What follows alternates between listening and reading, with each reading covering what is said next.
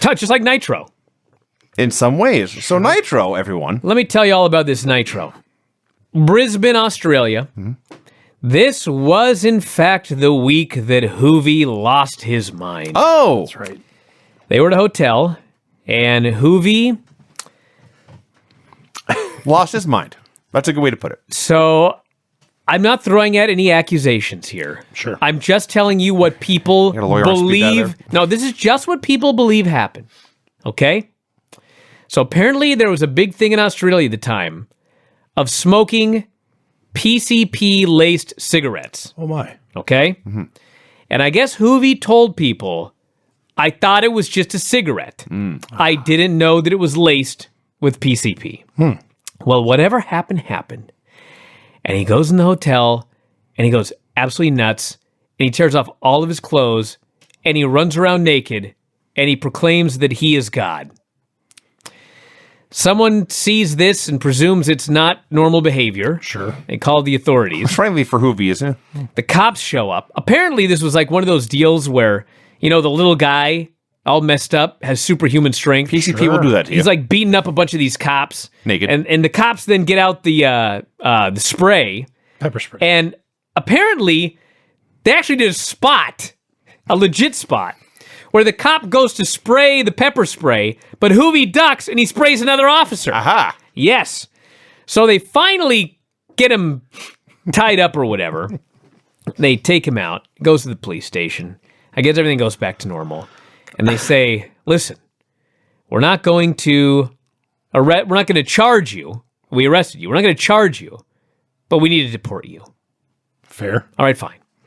So he flies back to the States, and shortly after getting back to the States, he's fired. But it's WCW. And so they announce Salvatore Guerrero has been fired. Because I guess all Mexicans look the same. Sure. Eddie gets word. He freaks out. He calls Chavo. My God, what did you do? Why did you get fired? Chavo has to explain, I'm not fired. What's going on here? And that was the end of Hoovie. This company died. Yeah. This was the week there was talk of a sale. I had forgotten the Salvador Guerrero announcement. Oh, my God. Well, and this was a much better show than usual. Here's the thing. When we closed last week's review, we noted it was the end of the Russo shows, so it had to get better. And one of us said, no, I've heard it doesn't get better for a while. Wrong! Well, I didn't say that. Maybe I did. But it was listen, it was definitely better this week. The point is, it is a night and day. It's a billion times better. But it actually gets good here in a few months. Okay, it's not good. It's It's fine. I watch Hell in a Cell. It's better. This is better. And this was the first show. I guess I watched Raw, but I still have Hell in a Cell on my mind. And I watched this show, and until the main event, I thought, fine, I'm fine. Yes, I can make it to the end. This is a breathable show. But then they did the main event, and I was just filled with fury. I also remembered that this Australian tour, because it's a 2-week tour, so 2 Nitros and 2 Thunders they did down there. Yes. And even at the time, I don't think we knew the Russo era was a disaster. I don't think we didn't know how near the end was, but we at the time knew these Australian shows were way better than what they had been doing. The crowd is huge. Yeah. They're into everything. Everyone comes off like a star. Mm-hmm. They should have, from this point forward, they should have never gone home. They should have become World Australian Wrestling. Yes, I know that makes no sense. This was the period where there were all the rumors that they were going to be sold, and there was talk of them being sold to Eric. There was talk of them being sold to Vince. And apparently Russo figured, well, if it's sold to either of these people, I'm out. Mm-hmm. And so he did not go to Australia. And so they had 4 non-Russo shows. And so far, the first one is much better. They spent a month in Australia? No, they did 2 weeks. Oh, I'm sorry. Yeah. So Jeff Jarrett arrives at the building dressed as 1980s Sting. So it wasn't perfect. All teal and orange. Hey, Jeff Jarrett impersonating Sting is much better than Jeff Jarrett being the chosen one for the 400th show in a row. That's true, Vinny, but we watch the 1980s Sting, and this was the worst impersonation of a wrestler I've ever seen. I mean, He's a bad Sting. Hoovie in the hotel, I'm not sure, could have accurately recreated the Sting character if you would have put makeup on him while he was running around naked and proclaiming himself to be God. We get clips of beautiful Australian scenery and koala bears and kangaroos. And then we get a match. A wrestling match to open a show. Elix Skipper versus Rey Mysterio Jr. in front of a great big crowd with enough time to have a wrestling match that just has a wrestling match finish and everyone going crazy. I was in heaven, and it wasn't even that good. Now, Elix Skipper is very green, but Rey Mysterio is very great. That's true. And so Rey did everything he could. There was one horrible botch where Elix tried to do a rope walk into a Hurricane Rana, but instead he did a Rikishi sit-down splash, and Rey went the wrong way and almost tore out both of his knees and Rey was killed. was almost torn in half by this. Yes. So the other positives were Stevie Ray is just randomly doing commentary this week. Yes. And he's not great, but he's funny. I disagree. So I'm cool with that. And Tigress did commentary, and she was fine. She was better than most. I'd rather have her running SmackDown than Cole. Sure, actually, that's fine. So, yes, all I could think watching that, and I realized it was 5 years later, maybe he practiced a lot, but Elix Skipper did this rope walk Rana thing and nearly cut Rey in half, and he almost nearly died. All I could think was, this dude tried this move on a cage. He didn't try it on a cage. He performed it. Performed on a cage. I would have never jumped again. I would have had 1 foot on the ground at all times the rest of my life after this move. So they're doing this match, and Tigress is on commentary when randomly she's attacked by Tori Wilson. We're watching Tori Wilson and Tigress fight. They cut back to the ring, and you just see bodies flying on the apron and the ring and the ropes. I went back and watched this like frame by frame because they cut to in the middle. I think Rey was in the apron yelling at Tigress, and Elix did like the springboard clothesline to hit him. I see. So they both just fall down randomly. And then Elix wins with the worst move ever, which here they are calling the play of the week. It's more devastating than play of the day. Well, that's true, I guess. You put your leg on top of the guy's head and you grab his arm, you flip him over, and he does the somersault and you pin him. Yeah. He lands on your leg like it's a pillow. Yeah. It's a horrible move. It's dumb. It's not Elix's fault. Lots of guys have used it. It sucks. You can only hit it every 7 days, though. It's play of the week. Right. Yeah. The Boogie Nights are backstage and with the franchise. I guess they're having a conversation about Tori Wilson, but they're drowned out by the ring announcer. Like the PA The audio was announcer. horrible on the show. Something was badly messed It up. was terrible. The audio was horrible, and there were a lot of things where what should have been a 10-second segment took 3 seconds instead. So I had no idea what was happening. We see the Natural Born Thrillers walking. After the break, we get a Natural Born Thrillers promo. Mike Sanders has started to dress up and looks a billion times better. He's got slacks, he's got a nice shirt, he's got cool sunglasses. He was out there before in like a ratty t-shirt and gym shorts, looking like a below average guy at the he gym. finally got paid. I guess that's it. So Sanders is the new commissioner now. I don't know how that happened. I don't care. Russo assigned him. He says he cannot fail. All right. So his first act as commissioner is to book a down underwear match between Tori Wilson and Tigress. In case you are confused by this, he explains they will start in, I think he said camo gear, which isn't quite true, but whatever. And whoever is stripped to their underwear first loses. I just thought they had to wrestle in down underwear. Like goose down? Yeah. It's Australia, it'd be very warm. So Sanders is promising people will see the end of Goldberg Street when the cat interrupts. They bleep the word ass on the show. I don't know if that's an Australian thing or what. So Kat tries to play nice and says we can all work together. You've got the Natural Born Thrillers.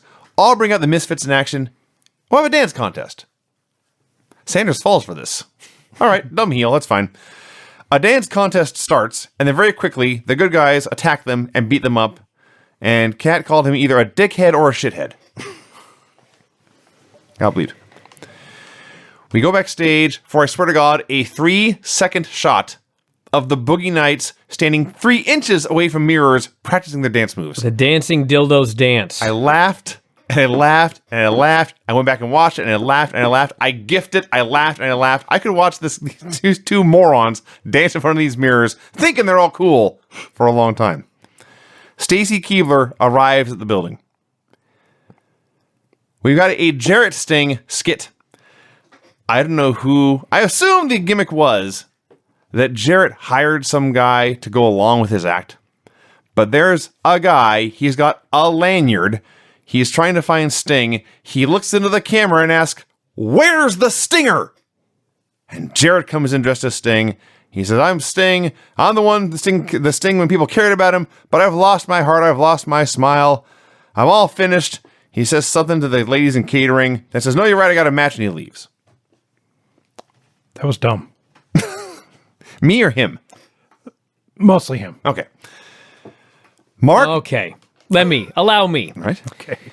So the show is not perfect. Right. It's the Dancing Dildos against Jindrak and O'Hare. And they work over Disco.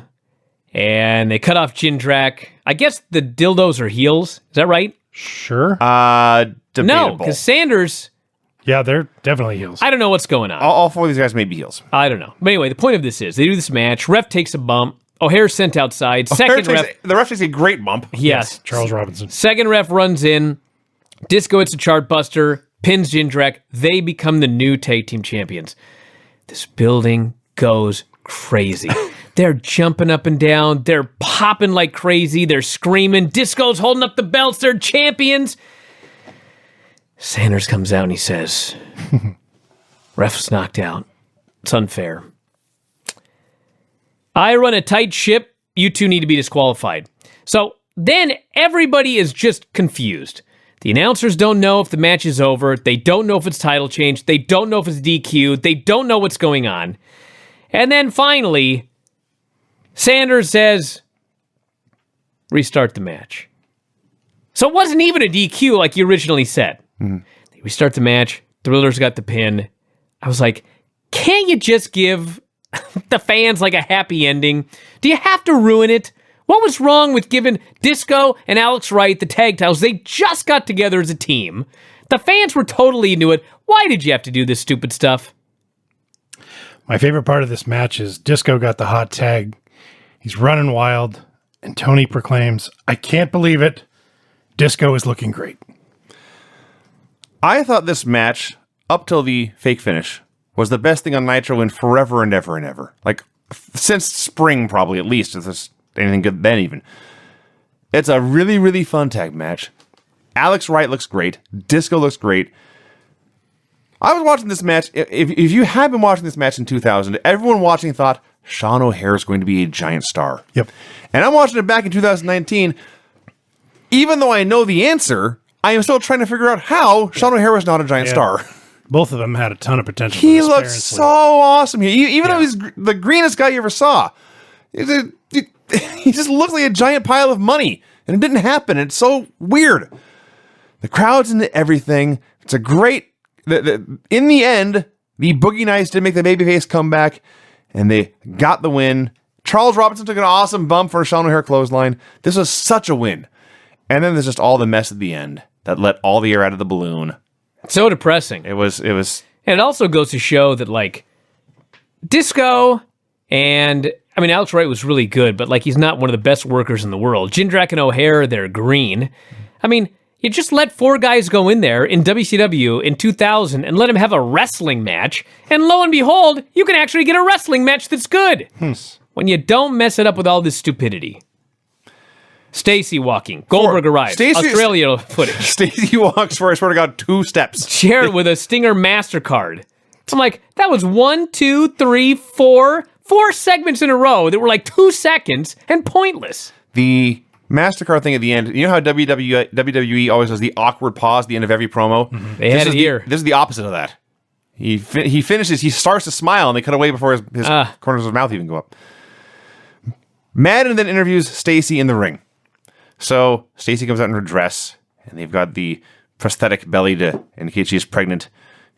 And Stevie Ray says she's starting to show. Tony Schiavone, thousands of miles from his wife and family, mutters, "She can show me anything she wants." And Stevie Ray, the gentleman, "Tony, please!" I laughed and I laughed and I laughed. So Madden's first question is, Stacy Keibler, who's the father of your baby? And before she can react, Stevie Ray barks, "Yeah, suckers got to know." This is the best Nitro in 2000. Not even close. So earlier we had the interrogation of Mick Foley and Deborah. Now we've got Mark Madden and Stacy. Who was the bigger bastard is the question. Well, Mark Madden says, Mark's bigger. is there a reason you won't tell us who the dad is? Is it because you don't remember? Or you were inebriated the night it happened? Is it because you've been with so many men you just don't remember? You thought that you could call her into the ring, ask her this line of questioning, and she was just going to tell you who the daddy is? Well, anyway, it didn't work. And David runs out. She starts to leave. David comes out. Before David comes out, Stacy says she has a message for David, which is that he's confused. He's blaming people who are innocent. She made a mistake. She's sorry. She still loves him. So then David comes out and they start talking. She tells him what he saw on that tape was innocent flirting. Well, now I really want to see this tape because David saw it and thought she got pregnant doing it. So I want to know what gray area. Well, David's a crazy idiot. That's true. So David starts talking about how he wants Stacy to have a blood test to see how the father is. And Matt explained it doesn't work that way. When suddenly, you talk about missing shows. That 70s crowbar comes out. wait a second.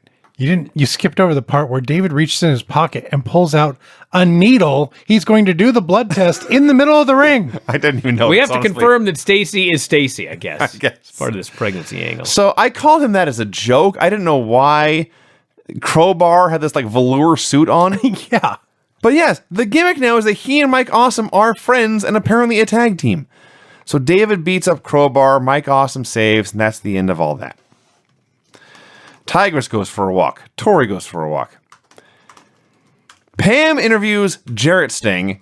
Her question is, she talks about how he's imitating Sting and says, "You're not fooling anyone, you bloke." Does she think that's an insult? No one smartened her up to what bloke means. It's like fella. So Jarrett promises he will be in the ring signing autographs for $15 a pop. I guess you couldn't call him the C word. Well, no, Oh, that's Greg. an English thing. I'm sorry. Never mind. I don't know what the Aussie term they would use. Sam Greco shown ringside. K1 fighter, kickboxing champion. Tigress versus Tori Wilson in a down underwear match. This match was appalling. Yeah. It's so horrible. And they just have a horrible match. And then Tori ends up in her underwear. And it's so horrible, I could not possibly care less. Shane runs down, covers Tori. He goes to franchise her ass. Konnan makes the save. There will be no ass franchising on this show, according to Konnan. Mr. Peel the Potatoes. And that's the segment. All right, then. That's what happened. Okay. Vito meets with Mike Sanders. They bicker a bit, and Vito agrees to any match Sanders wants. Jarrett comes out for his promo. He has an introduction that he forces David Pinzer to read. And he gets to the end, and Pinzer starts to leave, and Jarrett stops him and says, "Do the last part." And Pinzer looks at his notes and looks up and says, "Give it up for the Stinger, folks." And he leaves. That made me laugh. So Jarrett, as Sting, promises to retire after Halloween Havoc after Jarrett beats his ass. But until then, he's going to cash in while he has the chance. He's going to sign autographs here in this ring. This show is not perfect. So Sting repels from the ceiling behind him. The real Sting. The real Sting, Comes down to face Jeff Jarrett, as Sting. Fake Sting. fake Sting, because they're going to wrestle the pay-per-view. Yeah. Okay. So they have really a match. Most matches in 2019 don't go as long as this brawl did. I will say Jarrett did such a great job of doing a horrible Stinger splash, which I think was intentional. What's going on with this child? Is it? I thought it was the cat. No, it's definitely the child. Very She's sad very baby. upset about something. Probably hungry. So Probably wants some boobs. Vinny, carry on. So Jarrett suplexes Sting through a table. Now Vinny's lost. I was confused. Dude, all you need to know is Sting is the fiend. Sting knows how's the table. Sting puts this guy in a sharpshooter. Jarrett furiously taps. Dude's running to break it up. And I'm like, this is why you're getting a 0.15 buy rate. I'm supposed to care about this match after this? Yes. Are you kidding me? Jarrett is backstage selling. Steiner runs up and says, "What happened?"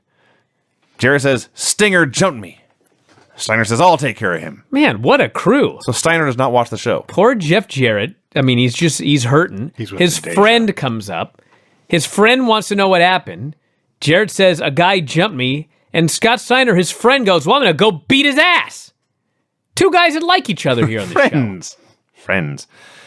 After some very needless promos, we get a tag match. Kevin Nash and Mike Sanders versus Booker T and the Cat. It's not as good as that Benoit tag on the other show. It was not. I think it was head-to-head, actually. It was very basic. The highlight was the announcers never having any idea who the legal man on either team was. Sanders looked terrible in this match. I mean, I guess they must think that he's an awesome promo because he's a terrible worker that makes him above average. That's the only thing that I can figure. So Cat pins him with a feliner. So then the Cat, the babyface, gets in Tyson Fury's face. No, sorry, Sam Greco's face. But we can't focus on that because Mike Sanders attacks the Cat and Scott Steiner attacks Booker. Steiner vows to kick Booker's ass at Halloween Havoc, and then he calls out Sting, and then nothing happens. Pamela Paulshock asks David what he was thinking out there trying to draw Stacy's blood. David challenges Mike Awesome to a hardcore match. Goldberg is warming up. Pam interviews Vito. Oh, this guy. It was fine. It was awesome. It was my biggest chance in history. My chance to take out the man. Yeah. I sweat no man. Goldberg and I are friends. I don't fear nobody. I got no wishes with the Goldberg. He's just the guy across the ring tonight. We got business in the ring tonight. May the best man win. We're going to bust heads and then shake hands afterwards. Vito rules, everyone. And then we got Vito versus Goldberg, which was exactly what it should have been. A great 30-second match. Vito kicked him once or twice. They literally did one high spot. Goldberg speared him and jackhammer and pinned him. On 2/3. Perfect. If they had just left it here, this would have been so fine. But no. Goldberg starts to leave. Johnny the Bull attacks Vito. Goldberg sees this, goes back, spears Johnny, jackhammers him, pins him. The ref counts 3. This also counts as the win streak. Then Chronic comes out. What happened here? Chronic I comes will be out. happy to explain when he's done. And nothing happens. Well, I don't know why Chronic came out. Okay. I presume both of them will be beaten next week. But I guess, basically, the storyline is he has to break 176. Okay? And they don't want to wait 176 shows. Well, I mean, at the rate they're going, they do like a couple of house shows a week. Get it by Christmas. It would have been 2003 before he broke 176.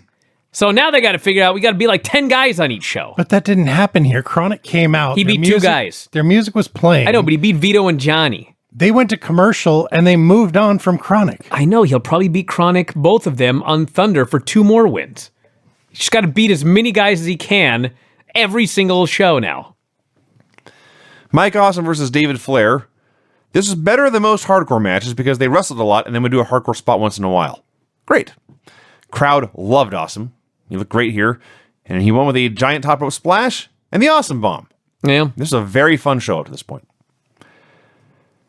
So at some point, a Mercedes had pulled up. And Ric Flair was inside it, but he waited to get out until this exact moment. He thought maybe David would win. I guess. Wanted to give him a fighting chance. Ric Flair gets out. He's got his haircuts, it's all spiky. And he's wearing like a Hawaiian shirt. Casual Ric Flair is the weirdest thing ever. It's bizarre. He comes out. Awesome's going to powerbomb David through a table. Flair talks him out of it. He's had enough. Awesome realizes, you know what? He has had enough. And he sets him down. He gives Flair the peace sign, and he leaves. So Flair is trying to get David to talk to him. David slaps him, tells him to stay away. They go to the back. Flair goes, "Don't do it, Awesome. You got the win. You got the victory. He's had enough. You've got kids." Awesome goes, "All right." And he left. He did. Flair talked some sense into the guy. He appealed to That's his what logic. happened. And Awesome saw the error of his ways.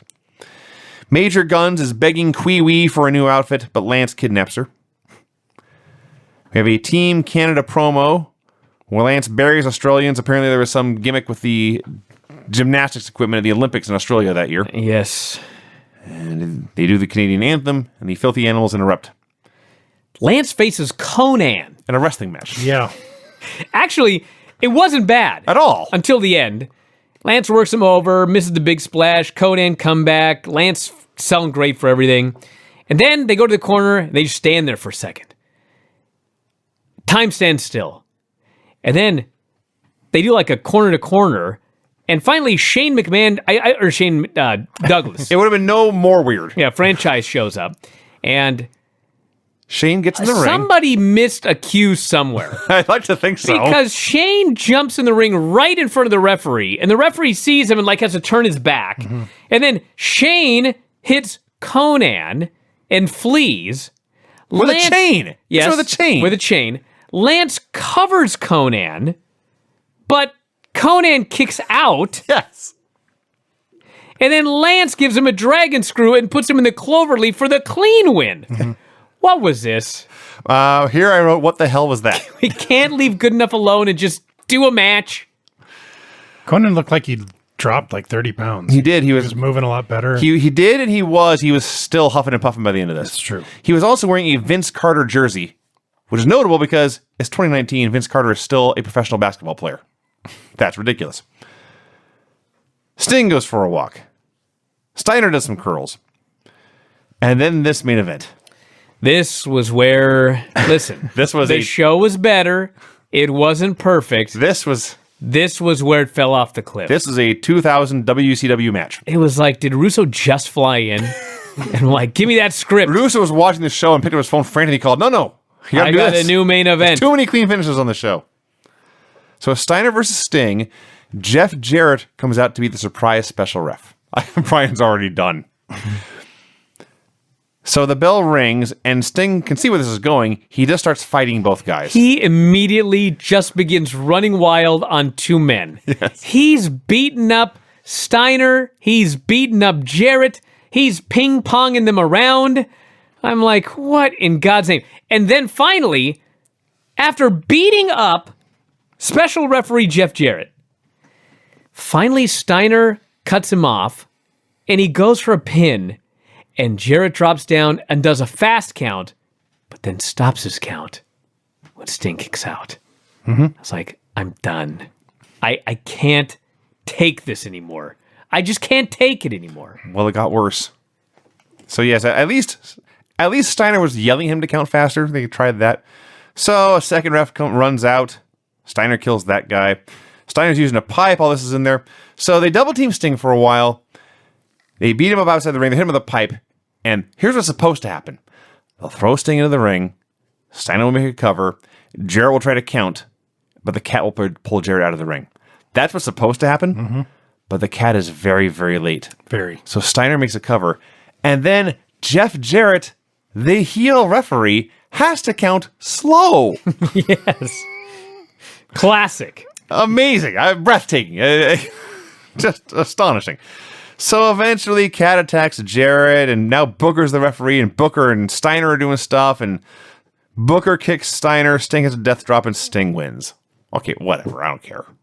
That was a bad main event, Brian. I will concede to that point. You know, the only thing that I could figure, I actually don't have the attendance, but I mean, the only thing that I can figure is like there were the building must have been big. And so everybody mistimed how long it would take to run down the aisle. Yeah. Because everybody was late on the show. If only they could have rehearsed something. It's like one guy after another. Shat's looking down going, I can make that half 200-yard run. 15 seconds. All right, here I go. Now Jeff Jarrett's counting backwards. He's going to have to count so slow. All right, you ready? That main event sucked. I don't know if I made it clear enough. That main event sucked. It was stupid. It sucked. Everything about it was dumb. I hated it. Here you go. The finishes on this show were clean pin. What? Yeah. It's caught off guard. Clean pin that is reversed into a double pin after an attack by several men. Oh, the clean pin was reversed. I should have known. Go ahead. I wrote the Ray and Elix was a clean pin. I remember the play of the week. Yeah, it was. All right. Clean pin that is reversed into a double pin after attack by several men. Victory in a down underwear match. Clean pin. Pin in a match that was never announced or agreed to but still counts. Pin in a hardcore match. Johnny the Bull. Win after submission, or win via submission after a guy interferes, but it doesn't seem to be very effective. and then pin in a match after all sorts of shenanigans with refs who are biased against one guy or the other. That may have been a clean pin record. For Nitro, Yeah. all over this place. Because a couple of those, I don't think you mentioned clean pin, even though basically, like the hardcore match, you can have a clean pin. Yeah, Sure. Yeah, you didn't mention The it. Down Underwear match was a clean victory. Yeah, it was clean. All right. We're out of time, everybody. Hey, I want to mention this coming Saturday, I'm going to be doing a book signing at the Barnes & Noble in Northgate, just outside of Seattle. Saturday at 2 o'clock p.m. They're going to have books, so if you want to grab a book when you're I hope there. so. Yeah, you can grab Oh, one. I mean yours. Oh, Otherwise, it'd Yeah, just be called they'll have Normal. this book right here. 100 Things WWE fans should know and do before they die. Got that, Rob? Got it. All the other producers get a good shot of the book when I plug it. Saturday, 2 p.m., Northgate Barnes & Noble. It's going to be a great time, so make sure you show up. And that's it, everybody. We'll talk to you again after a while. Good night. Adios.